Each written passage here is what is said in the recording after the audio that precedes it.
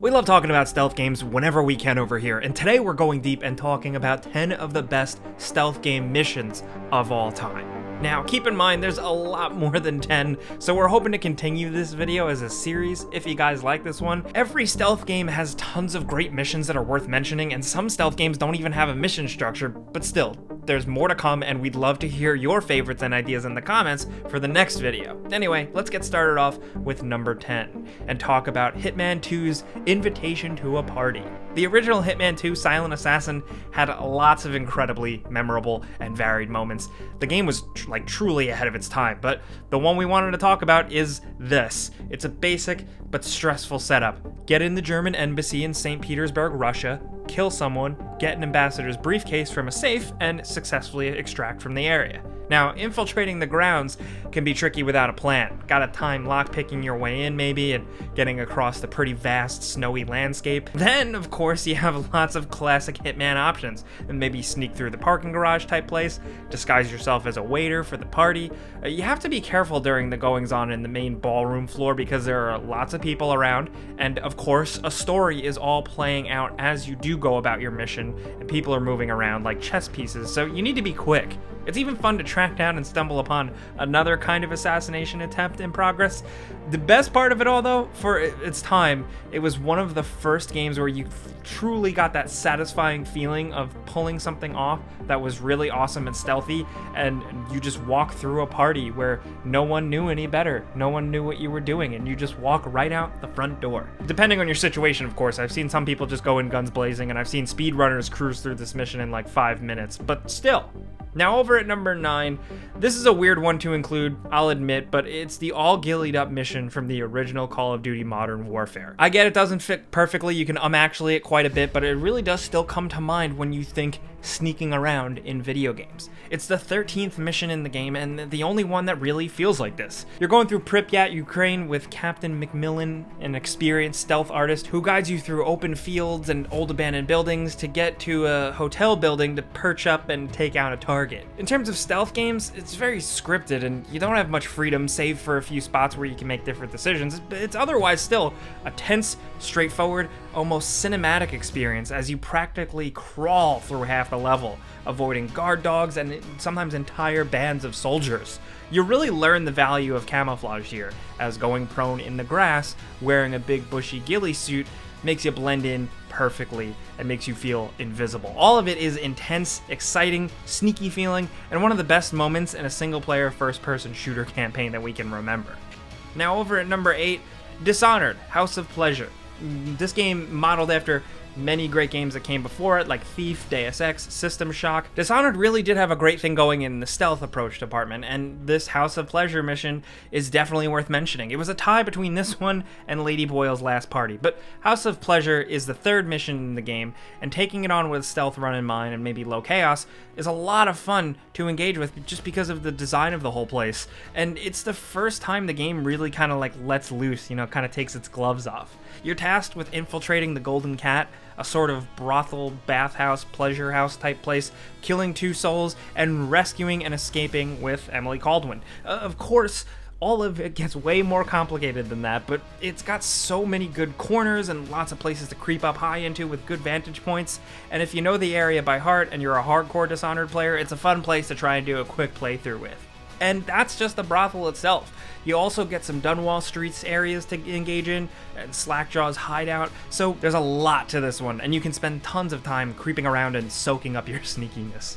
But over at number 7, I just want to drop a mention for Assassin's Creed. The stealth gameplay is all over the place in the series. Some purists like me will argue that it was the most layered in Unity and Syndicate, with the most to do, especially because sometimes the series just has really dumb, simple stealth moments. But I want to give a shout out to Assassin's Creed 1. The original, and the assassination of William de Montferrat in the rich district of Acre. It's just like a quintessential Assassin's Creed assassination. It was the poster child for the original game and set the tone for things in the future. So William is holed up in a citadel-like fortress at the edge of the city. It's packed with guards, like tons, so of course, you climb up it and take to the rooftops, carefully dodging the line of sight of those annoying rooftop guards, maybe taking out some with your throwing knives, and finally getting into the right position. You know, William is out and about doing stuff like a moving chess piece in his little area. You wait for the right moment, and bam! You have Altair do the assassin thing, leaping from above and, you know, taking him out. That is, of course, if you do it all flawlessly. There's a lot that can and usually does go wrong, and you see a lot of Let's Plays online of people just duking it out with him in a sword fight.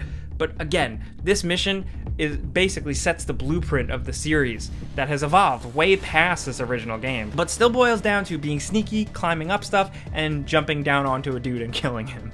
Now over at number 6, Tenchu, Fatal Shadows. We had to mention some Tenchu, come on, you know? It's like one of the best stealth games ever. Let's say the final mission of Chapter 12 in Fatal Shadows. Let's go with that. Straight up, it has you using everything you've learned in the game, which many believe is the best Tenchu game.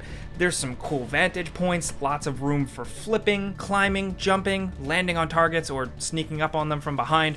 That's all you can really ask for in a Tenchu game, and there's a lot of enemies to deal with in this one, leading up to a really fun final confrontation. Honestly, this one's pretty straightforward, but we wanted to just give Tenchu some love, so we picked a hard endgame mission. Now over at number 5, Hitman Blood Money's A New Life. Yeah, we're doing another Hitman game. Sorry, I don't make the rules. This is the 5th mission in the game, and it's a challenging one.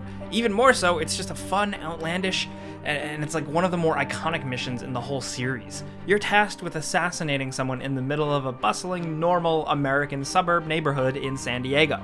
This witness, who is a former Cuban crime lord, needs to be eliminated, and you have to secure evidence he's holding on to. 2 problems though: he's putting on a massive birthday party for his kid, and he's under federal protection, with suits guarding all angles of the house. Oh, and since it's a neighborhood with nice weather, there are people out and about, like neighbors, joggers, witnesses everywhere. But like in any good Hitman level, there are tons of different approaches. Are you just, good at raw sneakiness and slide your way in? Maybe that's how you take them out. Maybe you rig the barbecue to explode. Maybe you disguise yourself as the pool guy and use the target's wife to your advantage of getting to the 2nd floor. Or maybe poison the donuts so you don't have to worry about the guards as much. Or get in as a caterer or a circus clown for the birthday party. There's so much here, and each approach is incredibly satisfying. It's just top tier Hitman stealth stuff. But next at number 4, Thief 2: The Metal Age's Life of the Party. We had to talk about the Thief series because we have the rare opportunity to do so we definitely should. The Thief series was a PC gamer's PC game of the highest degree, and just really a pioneer of stealth gaming at the time for the platform. All of the games are different, but the series, to us here, is all around great, except for the modern reboot one. There were a lot of different sequences to choose from throughout the series, and honestly, we're probably going to mention more than one down the line if this is a series, but Thief 2's 10th mission, Life of the Party, is just a great one. It's just a tense, quintessential Thief scenario. It's challenging and filled with stuff, like you travel via the rooftops, staying off the streets, dodging tons of guards left and right on multiple levels, kind of above and below you. You spy on a character for story information on their motivations. You then break into their office, steal their intel, and of course, steal a bunch of loot in the process. There's a lot to this level itself. There's great secrets, fun opportunities for using all of Garrett's tools. It's just a great full-fledged example of Thief gameplay, so that's why we went with it. We love it. And I'm telling you that the only stench heartier than your rotting burrick of a master is the liquor on his fetid breath. If he comes near Lady Van Vernon again, we'll boil his knickers. But now, down to number 3, Mark of the Ninja, Mission 12, The Return.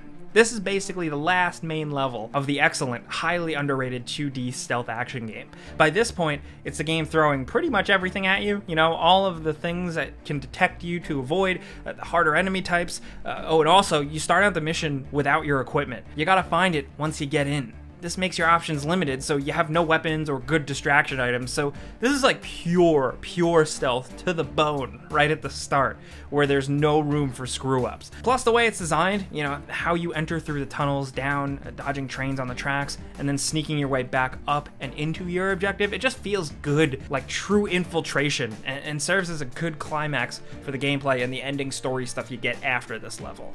Now down to number 2, the Metal Gear Solid series, of course, has so many great stealth moments, but if we're talking levels or specific missions, we're gonna go with the most recent Metal Gear Solid 5, or Metal Gear Solid V, if you're nasty.